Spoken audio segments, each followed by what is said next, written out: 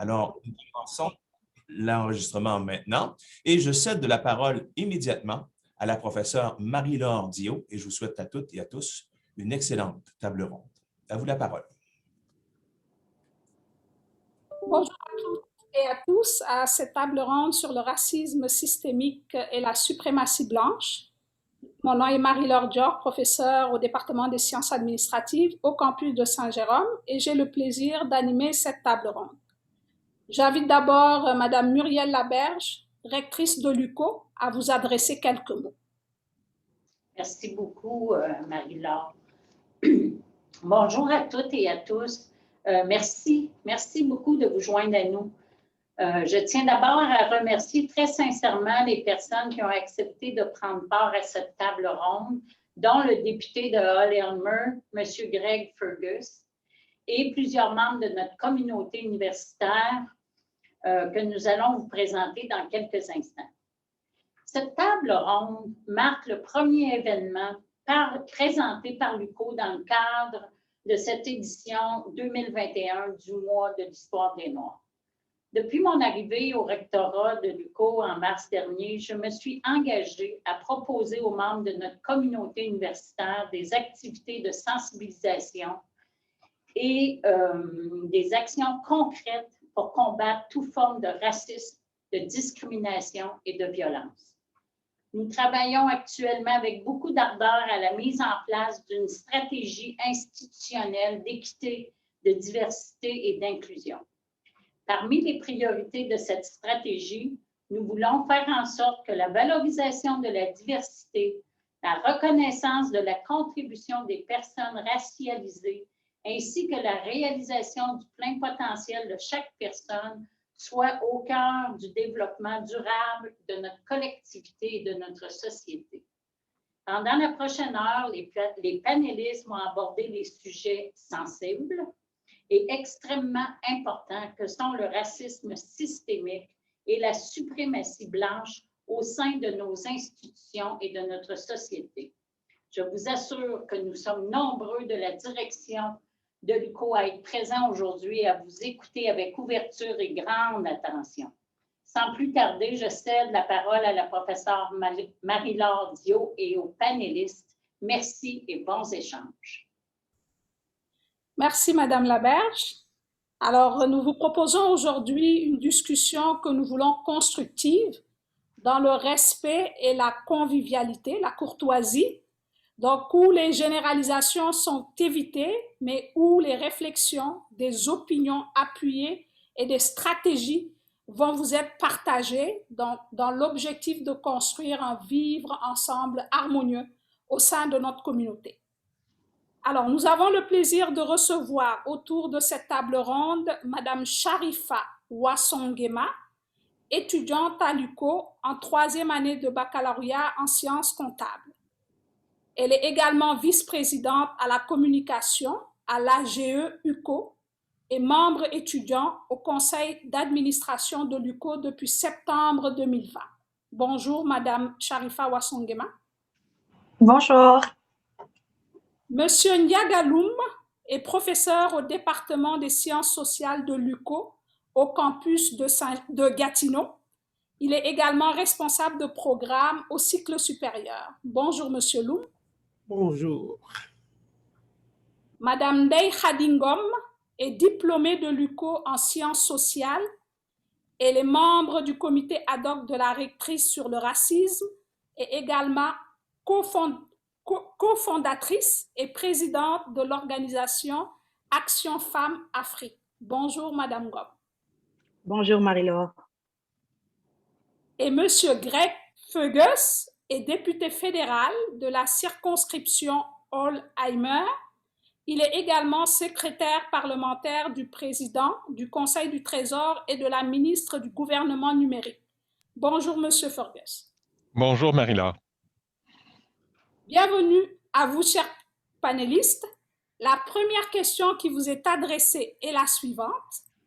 En partageant des réflexions, des opinions, des faits de vie, que vous évoquent les termes racisme systémique et suprématie blanche? Par ordre alphabétique, La question est d'abord posée à Greg. Merci beaucoup. Merci à tout le monde d'avoir participé, d'être ici aujourd'hui pour participer à cette importante discussion. C'est un bon dialogue d'avoir pour approfondir nos connaissances, de s'apprendre les uns des autres. Écoutez, pour la question du racisme systémique, il y a beaucoup de débats qui entourent la définition de ces mots.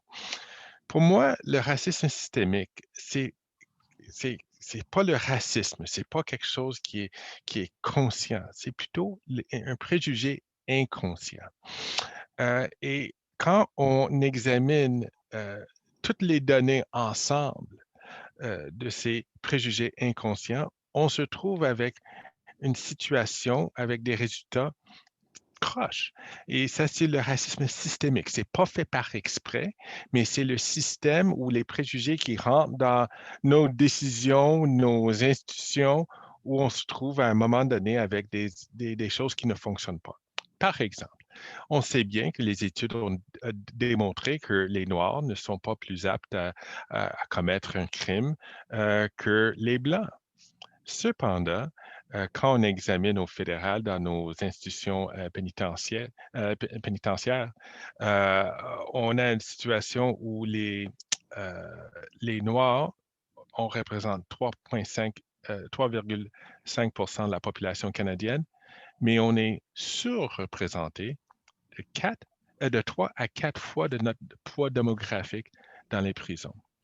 Non seulement que ça, on est dans la même situation avec les arrestations, et ainsi de suite. Comment se fait-il qu'on se trouve dans cette situation? Pourquoi est-ce qu'on cherche chez les Noirs qui ne sont pas plus aptes à faire un crime que les autres? Pourquoi est-ce que la police va aller pour chercher des gens qui sont suspects ou dans la communauté noire? Et c'est la raison pour laquelle on se trouve, ça c'est le racisme systémique, c'est le système, c'est pas une décision individualiste ou par un individu qui est raciste, mais c'est plutôt quand on examine toutes les décisions dans son ensemble. 2 minutes 30 secondes. Merci d'avoir mis la table et d'avoir respecté le premier timing, Greg. Alors, Monsieur Loum-Diaga, donc, que rajoutez-vous à cette intervention de Greg?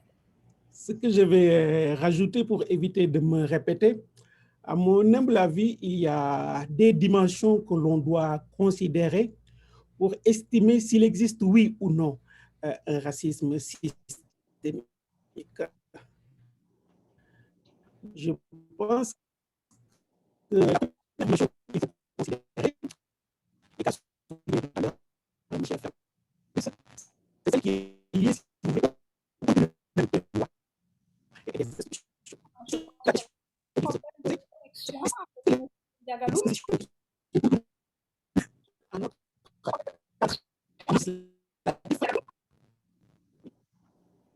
Alors, est-ce que vous nous entendez, Monsieur Ndiagalou? Alors, donc, le temps que Monsieur Ndiagalou revoit sa connexion, donc, Ndeye Khady, vous aller dans ce sens? Oui, merci Marie-Laure. Comme l'a bien dit Monsieur Fergus, je pense que mon apport par rapport à ça, moi je dirais plus que ça aurait dû être suprématie blanche et racisme systémique, parce que pour moi, je me dis que c'est un système qui a été bâti. Est-ce que vous m'entendez? Parfait, tout est beau pour vous. Vous m'entendez? OK. Donc, je disais qu'au fait, il faut aller comprendre aussi, mettre en contexte la thématique, parce que c'est très important. Parce que souvent, quand on évoque la question du racisme systémique, comme l'a si bien dit M. Fergus, on a tendance à personnaliser, au fait, quand on dit « je ne suis pas raciste, pourtant on n'est pas raciste comme société ». Mais c'est un système, un ensemble de systèmes, une structure qui a été bâtie dans un système d'oppression depuis le début.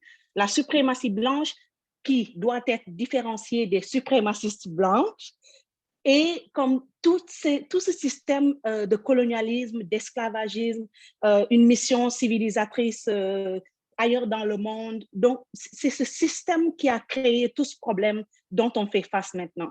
Donc, pour moi, parler du racisme systémique et de la suprématie blanche, ça revient à remettre en question toute cette structure qui tourne autour de tout ce qui est socio-économique, politique, au niveau de la santé. On l'a vu avec Joyce Echequan, Camara, tantôt à Montréal, il n'y a pas longtemps, la semaine passée.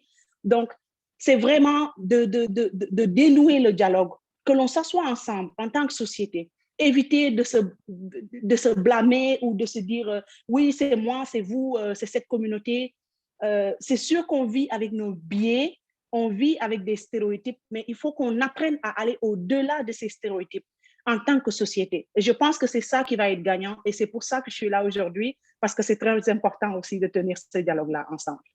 Parfait. Merci Daïkhadi pour cette intervention. Merci. Alors, le temps qu'on ait Ndiaga qui nous revienne, Sharifa, la parole vous est donnée pour intervenir sur le point.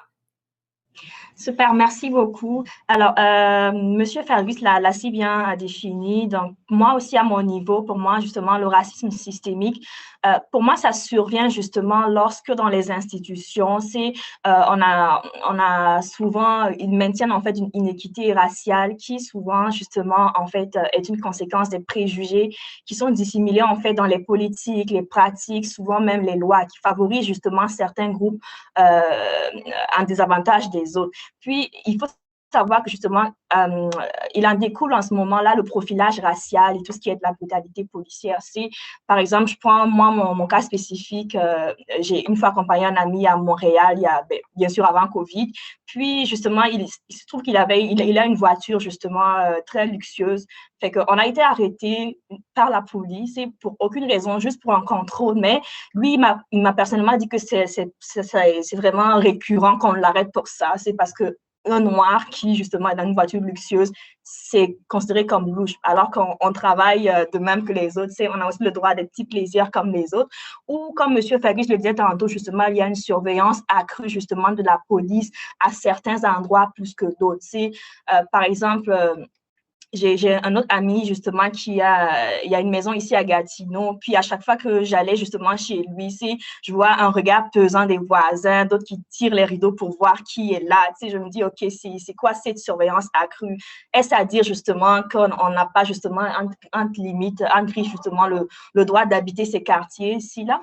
Puis, pour revenir un peu sur la suprématie blanche, moi, justement, c'est l'idée, justement, selon laquelle, justement, les personnes dont la peau, je précise bien d'ici, les personnes dont la peau, justement, est vue ou considérée comme blanche ou noire, c'est parce que, encore là, il faut préciser que je ne pense pas que quelque part, il est dit que la peau blanche, c'est vraiment blanc, là. Du blanc, c'est vraiment les autres ou nous-mêmes qui nous considérons justement comme blancs ou comme noirs, que ces personnes-là justement seraient supérieures par rapport aux autres personnes. Puis, Madame Adi l'a si bien dit, ça tire justement ses racines à travers la colonisation, l'impérialisme, tout ça. Et moi, à mon avis, pour être de façon générale, je dirais que l'un est la réciproque de l'autre. Dans ce sens où la pratique découle en fait du système. Puis le système aussi est une nécessité pour instaurer la pratique. Donc c'est comme si c'est vraiment ça tourne en boucle là. Puis j'ai l'impression qu'on est tous en fait héritiers d'un système qui nous apprend pas à chercher ni à comprendre. À chaque fois que même quand je me promène sur les réseaux sociaux, à travers les commentaires sur par exemple l'histoire de Camara, j'ai pu apercevoir et comprendre que les gens, ils veulent pas comprendre, ils veulent pas chercher. Dès qu'il y a un petit truc là, c'est comme si, alors que rien ne nous empêche justement de chercher à comprendre et de plus chercher, quoi. Donc, c'est un peu ça à mon niveau. Oui. 5 secondes pour conclure là-dessus. Désolée, mais moi, c'est ça. Comme je dis, personnellement, dans le milieu où je suis, j'apprends et je montre aussi aux autres. C'est vraiment, moi, ma méthode, là, c'est d'apprendre puis de montrer aussi aux autres. Parfait. Merci, Sharifa. Est-ce qu'on a Ndiaga qui nous est revenu? Non, pas encore, malheureusement, mais on travaille là-dessus. Alors, merci pour cette première intervention qu'on a eue de nos panélistes. Si je reviens à vous, Greg, vous parlez de préjugés inconscients. Qu'est-ce que vous souhaitez que l'on comprenne dans vos propos? Pouvez-vous préciser votre réflexion autour de cette idée de préjugés inconscients?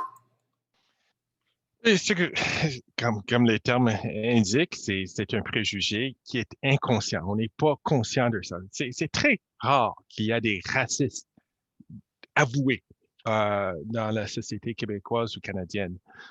C'est très rare, très, très, très rare. Mais quelquefois, on a juste une idée de les rôles que les gens devront avoir. Par exemple, quand je dis que cette personne est médecin, souvent, en tête, c'est un homme avec une stéthoscope autour de son cou. Tandis que presque tous mes médecins ont été des femmes depuis bas âge. Alors, on a ces préjugés. Pourquoi est-ce qu'on a? Les professeurs sont souvent des hommes, mais on sait bien, du temps présent ici, comme vous, il y a des profs qui sont des femmes. On a ces idées-là, ces préconceptions de quel rôle que quelqu'un doit jouer. Avec les Noirs, souvent, les gens c'est pas pourquoi, mais ils pensent qu'on est physiquement plus doué, peut-être un peu menaçant aussi. Quand on voit dans un autobus, moi, je prends l'autobus pour me rendre au travail. Quand on voit des passagers noirs, souvent, ils sont tout seuls dans un siège pour 2 personnes. Ils sont les derniers sièges à être remplis. Qu'est-ce qui arrive? Pourquoi est-ce qu'on a ces motivations inconscientes? Alors, il faut qu'on discute ça, il faut qu'on se questionne, il faut qu'on se pose des questions pour voir pourquoi est-ce que j'ai cette attitude, pourquoi est-ce que je pense que telle personne est plus apte à faire quelque chose ou quelqu'un d'autre est plus apte à faire une autre chose. Merci Greg, merci pour cette belle réflexion. Si on continue avec Madame Mangom, donc Monsieur Fergus parle de préjugés inconscients, mais vous questionnez le système.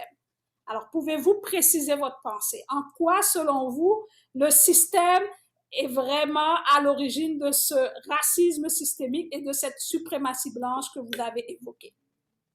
Ben, c'est simple, Marie-Laure. Je pense que quand M. Fergus parle de la surreprésentation des Noirs et souvent des Autochtones aussi, il ne faut pas l'oublier, dans le système carcéral. Et quand je parle du système, c'est interrelié parce que n'oublions pas, au début, même le fondement de la race, il y a une race humaine. Il n'y a pas une race noire et une race blanche, je suis désolée, mais on l'a créé pour pouvoir hiérarchiser. Montrer que oui, nous, en tant que personnes blanches, c'est ça la normalité.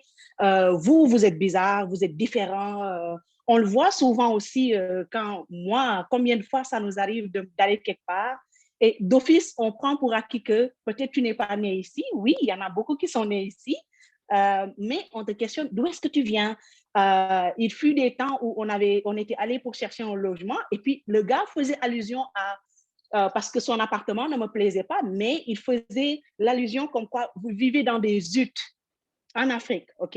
Donc, parce que je suis noire, simplement. Donc, cette mission, au début, que les Blancs ont instaurée, d'aller civiliser l'autre monde, comme quand on dit le Nord et le Sud, on nous considère comme le Sud, comme les pauvres, c'est les personnes qu'on doit toujours aller aider, au secours, c'est la maladie, voilà, c'est ça. Donc, tous ces ensembles, ça va rejoindre comment on traite dans le système. Et c'est très subtil parce que souvent, on se dit, il y a un leurre qui se passe qui dit, ouais, mais vous êtes bien ancré dans le système, vous vivez une bonne vie ici. Oui, mais on a besoin de travailler beaucoup plus inconsciemment. Pourquoi devrais-je travailler plus parce que je suis en communication pour avoir un emploi que peut-être un collègue de classe avec qui je travaille beaucoup plus même doit avoir un meilleur poste que moi? Pourquoi devrions-nous essayer de voir où les Noirs sont plus représentés en administration? Je voulais faire travail social et on me disait, tu ne vas pas t'en sortir. Qu'est-ce qui fait que dans une salle de classe, un étudiant qui lève la main, par exemple, on lui dit, est-ce que tu te rends compte que tu es le seul Noir dans la classe? On ne le dit pas à des personnes blanches parce que c'est la normalité. Donc, je pense qu'il faut aller revoir le système parce que sinon, on va tourner en boucle et on ne finira jamais à parler de ça. On ne pointera jamais le doigt sur le problème. Donc, je pense que c'est quand je parle du système, c'est au fait ça à quoi je fais référence. Parfait. Merci pour ces bels exemples. Alors, Sharifa, si on va dans le même sens, vous avez également parlé de système, mais vous avez questionné également des lois. Êtes-vous capable de préciser votre pensée? Que souhaitez-vous qu'on retienne de votre intervention quand vous parlez de lois donc, qui créent ce racisme systémique et cette suprématie blanche? Votre micro, s'il vous plaît, Sharifa. Je vais prendre l'exemple simple, par exemple, justement, de la diversité, mais du recrutement en tant que tel au niveau de la fonction publique. Récemment, j'étais sur mon LinkedIn, j'ai justement soulevé ce problème-là parce que justement, en tant qu'étudiante internationale, j'avais du mal à me trouver des stages et j'ai reçu justement une invitation à l'interne d'un monsieur qui a lancé justement une pétition pour le gouvernement de sorte à ce que les personnes de couleur noire soient considérées comme un groupe à part entière, de la même manière qu'on considérait justement les autochtones pour les offres d'emploi, de façon justement à favoriser l'emploi justement des personnes de couleur noire au sein des différents services. Donc, c'est vraiment sur des politiques de ce genre-là que moi, justement, je surfais quand je parlais justement de loi.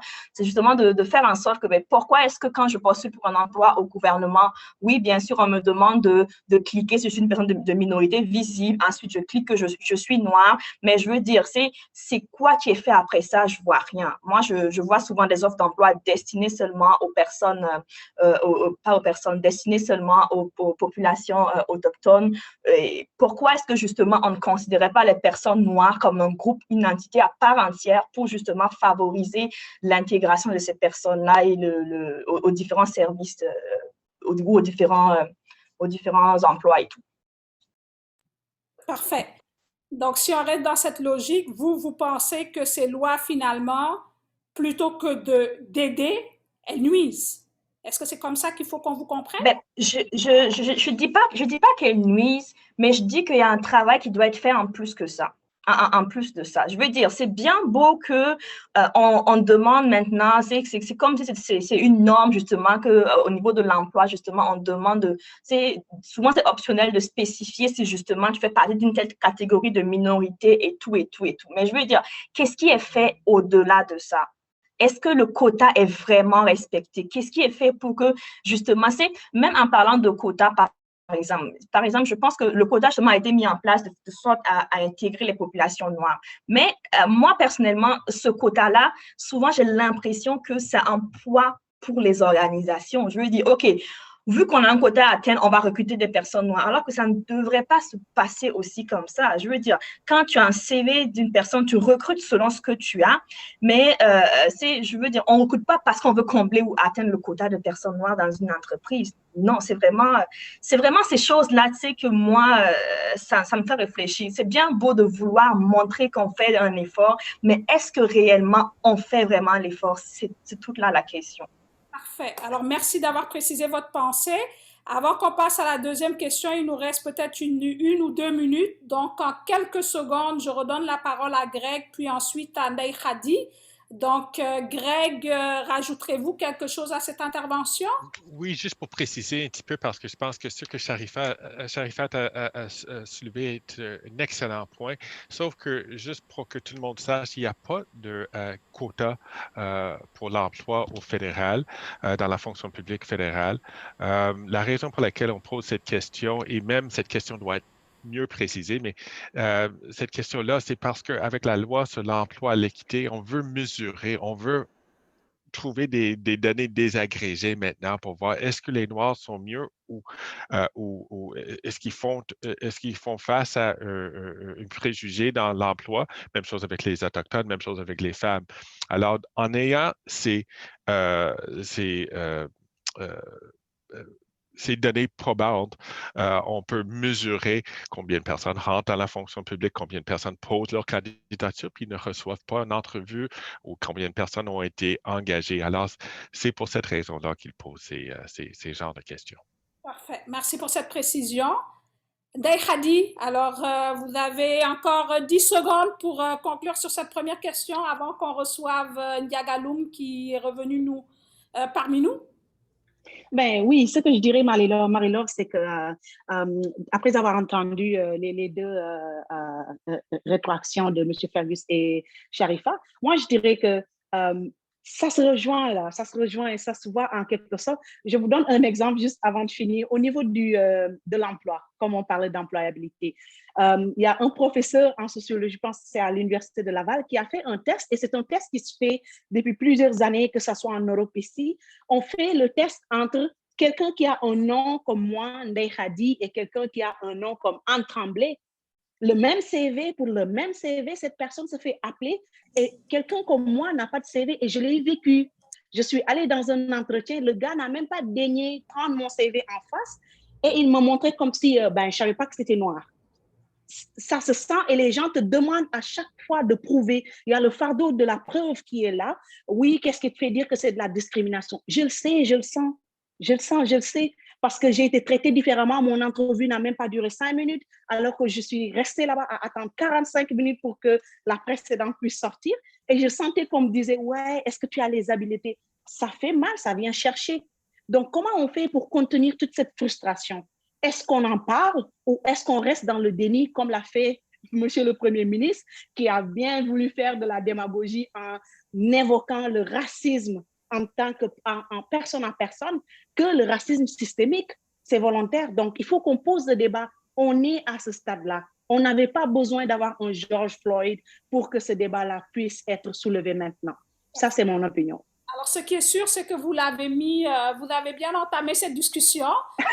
On vous a entendu tous les trois panélistes sur ce sujet et la table est bien mise. Alors, je pense savoir que Ndiaga est parmi nous. Est-ce que vous confirmez? Oui, est-ce que vous m'entendez bien maintenant? Super, merci Ndiaga. Donc, voilà la question qui vous est posée, puis on entame la deuxième partie. Désolée pour les inconvénients, Ndiaga. Alors, nos panélistes nous ont beaucoup fait part donc, de situations, de faits de vie, d'opinions sur le thème de racisme systémique et de suprématie blanche au Québec. Alors, vous avez l'honneur de commencer la deuxième partie. Donc là, on est dans les solutions. Au sein de notre communauté universitaire, plus spécifiquement, qu'est-ce qu'on peut faire ensemble en termes d'action, de réflexion ou de stratégie? Merci Marie-Laure. Je m'excuse d'abord pour les inconvénients techniques indépendants de ma volonté. Pourtant, je suis à l'UQO, mais il me dit que mon signal n'est pas bon du tout. Alors, j'espère que ça ne coupera pas une deuxième fois. Avant d'en arriver aux solutions, je vais vous faire une subtilité communicationnelle, Marie-Laure, qui va m'amener à d'abord reposer le diagnostic très rapidement en revenant sur la première question avant d'envisager la solution pour juste pas mettre la charrue avant les bœufs, si vous voulez. Je disais donc en entamant ma réflexion tout à l'heure que le racisme systémique pourrait se traduire, si vous voulez, à plusieurs niveaux et j'avais commencé à identifier 3 niveaux. Très rapidement, comme je vous le disais tout à l'heure, le premier niveau, en fait, est celui qui concerne, si vous voulez, les lois et les institutions elles-mêmes. Est-ce qu'il y a dans les dispositions légales des choses, en fait, qui seraient discriminatoires? Là, on parle, si vous voulez, de racisme lié à la légalité institutionnelle même. Très rapidement, le racisme systémique pourrait aussi se traduire dans la pratique institutionnelle. Comment les autorités qui sont en charge d'incarner, si vous voulez, ces institutions et ces lois, appliquent la loi. Je vous ai tout à l'heure entendu parler de profilage racial, de délit de faciès, etc. Donc, je n'y reviendrai pas. Juste pour vous dire que c'est possible là, dans la pratique institutionnelle, qu'il y ait des façons différentes de faire et qui pourraient être perçues de façon discriminatoire par les populations qui sont racisées. Mais quand je parle d'institutions, je ne parle pas seulement d'institutions à caractère autoritaire. Il faut parler aussi des institutions symboliques publiques. Je pense par exemple aux médias publics. C'est extrêmement important de voir si ces institutions-là, qui ont ce rôle symbolique de représentation, représentent elles-mêmes, si vous voulez, la diversité et le pluralisme culturel, social du pays. C'est très important pour les populations racisées, parce que comme vous le savez, se faire voir quelquefois, c'est se faire valoir. La troisième dimension, très rapidement, c'est celle qui est liée, si vous voulez, au rapport de confiance qu'il peut y avoir entre les populations racisées et les institutions elles-mêmes. Par exemple, ce n'est pas quelque chose d'anodin, ça peut se traduire par le fait que la personne qui subit une discrimination juge nécessaire de ne pas aller se plaindre, de ne pas aller dénoncer. Pourquoi? Parce qu'elle va vous dire, écoutez, ça ne sert à rien, ça ne donnera rien. J'avais beaucoup d'autres choses à dire sur le racisme systémique, mais c'est juste pour vous dire que puisqu'on parle de système, c'est l'ensemble des dimensions qu'il faut considérer, parce que ce qui fait l'intégrité physique d'un système, c'est que s'il y a un seul des éléments qui est défaillant, c'est l'ensemble du système qui est défaillant. Alors, le biais analytique qu'il peut y avoir chez ceux qui n'ont d'existence Monsieur Ndiagaloum. De ces dimensions. Je passe maintenant aux solutions, si vous le voulez, Marie-Laure. Voilà, si vous voulez, pour les solutions pour nous. Est-ce que ça va, vous m'entendez toujours? Tout est beau. Pour nous, communauté universitaire, comme vous l'avez dit, ce qu'on pourrait faire justement, c'est d'essayer de ne pas avoir, si vous voulez, à subir le même reproche que l'on fait à nos institutions politiques. Ça veut dire quoi? Faire en sorte à notre niveau que les institutions reflètent la pluralité, reflètent la diversité culturelle et sociale du pays. Et quand je parle de ça, je ne parle pas seulement de maquillage ou de cosmétique pour dire que voilà, il y a quelques Noirs, il y a quelques Arabes, donc ils sont bien représentés. Il faut voir à quel niveau ils sont représentés pour voir s'ils sont dans des instances qui sont susceptibles de faire avancer les choses ou pas. Je vais me résumer là très rapidement avant de revenir peut-être tout à l'heure sur d'autres choses. Alors, soyez certains que vous avez résumé ce qui a été dit en une demi-heure. Alors, bien évidemment, votre intervention est tout aussi pertinente que celles qui sont passées avant. Merci. Merci. Je vais donner la parole donc à Ndeye Khadi. Donc, selon vous, quelles sont les solutions, les actions, les stratégies à envisager au sein de notre communauté universitaire? Je pense que l'une des choses que l'on doit commencer avec, c'est, je pense qu'on le fait aujourd'hui, c'est parce qu'on l'a reconnu que ça existe, et même dans nos institutions. Et comme l'a dit Madame la rectrice avec qui j'ai eu l'occasion de travailler, elle est super engagée dans cette cause. Dont nous sommes vraiment fiers, c'est de reconnaître, mais aussi de poser des actions concrètes, durables, qui peuvent permettre une bonne continuité, par exemple, au niveau des politiques, que ce que l'on dise, ce que l'on veut faire, se reflète dans les politiques, dans les règlements, que tout le monde dans la communauté universitaire sache que ce qui est acceptable, ce qui n'est pas acceptable, comme on le fait avec le harcèlement zéro, toutes les questions au niveau des LGBTQ, toute la question au niveau du moi aussi, sans oui, c'est non, sans pour autant hiérarchiser les causes. Je pense que ça vient, comme on dit en anglais, baquer tout ce travail qu'on fait. Mais si ça reste juste sur des actions l'une après l'autre, on n'en finira jamais parce que, comme l'a dit M. Loum, il y a un problème après qui va se poser des étudiants qui vont vivre certaines situations et qui ne voudront pas aller le dire ouvertement parce qu'à chaque fois, moi, d'après ce que j'avais entendu à l'université, c'est ce besoin de se faire comprendre et que l'autorité puisse nous croire quand on dit des choses. L'autre chose que je dirais de très important, c'est aussi le suivi. Il faut que ce que l'on dise et ce que l'on fasse, ce que l'on puisse faire, puisse se retrouver dans le programme. Pourquoi ne pas impliquer dans nos programmes universitaires des formations pour le corps professoral et pour les cadres de l'administration, mais aussi dans les cours. On a fait une murale une première version de la murale, mais cette murale peut servir dans un cours de communication. Comment on interagit socialement, comprendre les interactions, comprendre les stéréotypes, comprendre pour cette communauté, c'est ça qui est important, parce que c'est ces étudiants à l'UQO qui vont sortir, se retrouver dans ce système. Donc, l'université qui est un temple du savoir devrait promouvoir la connaissance, l'enseignement, J'ai posé dans un cours, juste brièvement, un prof qui faisait un cours de l'histoire de la communication. J'ai demandé à savoir pourquoi je vois aucunement où vous évoquez l'Égypte. Elle est où l'Égypte dans cette histoire? Il me dit, pourquoi vous me demandez l'Égypte? Je dis, parce que vous ne pouvez pas ne pas parler de l'Égypte en ce qui concerne tout ce qui est découverte, écriture. Mais j'ai été traitée comme, je me suis sentie comme si, ouais, tu veux ramener les affaires. Non, mais c'est important pour moi, c'est important pour les autres de le savoir, parce que c'est ça qui permet de démocratiser le savoir et que les autres aussi puissent savoir qu'on a fait des apports et qu'on n'est pas juste comme on pense, des profiteurs ou des fainéants qui restent juste à profiter du système. Parfait. Merci beaucoup, Ndeye, c'est très pertinent. Merci beaucoup. Alors, Greg, que rajouterez-vous à ces interventions? On a parlé de sensibilisation, on a parlé de prise de conscience. Que rajoutez-vous en termes de solutions? Peut-être trois choses. La première chose, il faut présumer la bonne loi de tout le monde. Alors, quand les gens vont faire face quand ils vont commencer à confronter ces questions-là, ils vont agir d'une façon appropriée. Alors, ça, c'est la première chose. Il faut avoir cette présomption que les gens veulent régler le problème de créer une université, une société équitable. Deuxième affaire, je pense qu'on devrait faire ce qu'on est en train de faire ici, d'avoir un dialogue, de discuter ces questions avec ouverture, sans gêne. On n'accuse personne de mauvaise foi. Ça, c'est important d'avoir une bonne discussion franche. Et troisièmement, moi, je pense que ce qui est tellement important, c'est le cadeau qu'on se donne et puis on peut toujours donner. C'est la question de faire désagréger des données, de commencer à poser des questions, de commencer à mesurer toutes sortes de choses. Et en se posant des questions et à mesurer des choses, on peut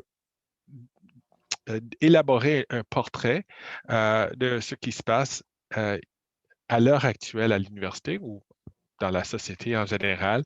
Et là, on peut passer à l'action par après. Merci. Vous avez encore respecté le timing qui vous a été donné, Greg. Merci. Donc, on entend dans votre discours ce dialogue interculturel, donc cette médiation interculturelle que nous avons. Et enfin, Sharifa, donc, que direz-vous? Quelle autre solution rajoutez-vous à ce qui a été dit jusqu'à maintenant? Votre micro? Oui, justement, au niveau de notre communauté universitaire, moi, j'aimerais ça justement qu'on arrive avant justement, depuis l'événement justement l'année dernière, j'avais pas l'impression que c'était fait, mais déjà qu'on puisse arriver justement au stade où on est zéro tolérance, racisme là, c'est déjà un départ. Puis aussi au niveau justement des enseignants, il faudrait qu'il y ait, je dirais entre griffes, une éducation, dans ce sens où je pense que c'est véhiculé aussi, c'est vraiment eux aussi qui pourraient véhiculer justement ce message de zéro racisme là. Par exemple, moi, à ma première session ici, c'était assez un choc quand, par exemple, le prof a dit, ben, vous pouvez former vos équipes, puis moi, je me rends compte que je connais personne. Le réflexe, c'est à gauche, à droite, vous trouvez une équipe. Derrière moi, il y avait une équipe, j'ai demandé tout simplement à rejoindre, puis ils m'ont dit, ah non, on était déjà complet. Puis là, même pas 2 minutes plus tard, quelqu'un l'a rejoint pour former au complet l'équipe. Du coup, je me dis, ben, moi, personnellement, je suis pour, par exemple, les étudiants, les professeurs obligent des personnes à travailler ensemble, parce que dans la vraie vie, on ne choisit pas ses collègues pour travailler. Ça, là, ça pourrait déjà permettre une intégration, justement, plus facile des personnes de couleur. Puis aussi qu'il y ait assez de diversité au sein des différents comités, instances de l'université, que ce soit dans les différents comités, que ce soit dans les différentes instances comme les commissions d'études, le conseil d'administration. Il faut qu'il y ait une diversité, justement, qui est assez représentative justement de la communauté en général, parce qu'on s'entend qu'il y a justement une grande proportion de personnes de couleur comme moi à l'université. Je prendrais aussi l'exemple, par exemple, des images de promotion. C'est déjà bien fait, c'est déjà sur la bonne voie. Par exemple, que ce soit sur la page officielle de l'université, qu'on voit justement des personnes de couleur. Parce que moi, en tant qu'étudiante, ben, je vais d'abord avoir ce réflexe-là. Je veux dire, j'ai le goût d'aller dans l'université au moins où je peux voir qu'il y a quand même assez de diversité, c'est assez inclusif et tout. Et En 10 secondes, qu'est-ce que... tu en veux respecter. Ben, c'est ça. En général, ben, pour tout dire, là, c'est vraiment un travail pédagogique à faire. C'est pas facile, mais on est déjà sur la bonne voie. Fait que... Parfait, parfait. On finit ça sur un note très positive. Merci pour ces interventions. Ndiaga, je vous donnerai la parole tout à l'heure pour les questions-réponses. Vous commencerez, mais avant qu'on ouvre donc cette période de questions, je vais encore donner la parole à Madame Muriel Laberge, donc pour l'entendre sur ces interventions qui ont été partagées jusque-là. Merci beaucoup. Ça m'encourage beaucoup d'entendre vos solutions parce que ça me confirme que nous sommes actuellement dans la bonne voie. Quand je vous ai parlé d'entrée de jeu, qu'on travaillait très fort à une stratégie institutionnelle, je me permets, c'est plus fort que moi, je ne pouvais pas me retenir. J'ai écrit à Marie-Laure en disant « Donne-moi encore un petit peu la parole ». Juste pour vous dire que actuellement, la politique est en révision pour justement inclure et instaurer à l'intérieur de la politique qu'on ne tolérera pas de la discrimination, du racisme. Mais une fois qu'on ouvre une politique, vous comprenez qu'on l'ouvre au complet, puis il y a beaucoup de choses dans cette politique-là, mais à revoir, mais c'est déjà sur la table de travail. Donc, juste un peu de patience et ensuite, on vous consultera là, pour les modifications qu'on propose à cette politique. On a aussi signé des contrats avec une firme de consultants pour former l'ensemble des cadres et des directions de département pour faire du recrutement et de la sélection sans biais. Et on est en train de négocier avec une autre firme pour de la formation, pour de la rédaction de politique, pour faire une analyse justement de nos politiques et de différentes pratiques pour qu'on voit qu'est-ce qu'on fait de façon inconsciente comme biais et corriger nos façons de faire. Donc, on est en mouvement, puis on a bien hâte de pouvoir partager le résultat de ce mouvement. Merci, Madame Laberge, de nous faire part donc de ces actions posées par notre institution. Donc, pour régler, je ne peux pas dire régler, mais au moins créer ce débat, puis poser des actions concrètes donc, qui vont dans le sens de nos préoccupations. Alors, je pense savoir que nous sommes rendus à la période des questions. Donc, je vais redonner la parole à Monsieur Gilles Mailloux, donc, pour adresser les questions oralement, puis par la suite, on les posera à nos panélistes. Merci beaucoup, Marie-Laure, à vous. Comme mentionné, donc, pour la période de questions, nous allons cesser l'enregistrement.